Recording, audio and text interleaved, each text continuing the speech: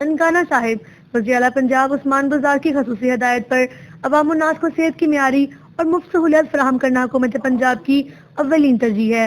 Doctors, paramedical staff समेत दीगर अमला अस्पतालों में अपनी ड्यूटी को 100% यकीनी बनाएं।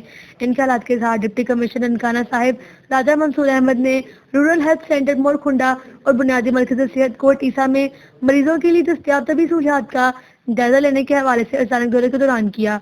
डिप्टी कमिश्नर राजा मंसूर अहमद ने रूरल हेल्थ सेंटर मोरखुंडा और बुनियादी मरकज़ सेहत कोट ईसा में सफाई सुथराई, सिक्योरिटी और अमले की हाजिरी को चेक किया और इत्मीनान का इजहार किया। डिप्टी कमिश्नर राजा मंसूर अहमद ने दौरे के दौरान अस्पतालों में अद्वियात के स्टॉक और मरीजों को दी जाने वाली सहूलियत के बारे में दरियाफ्त किया।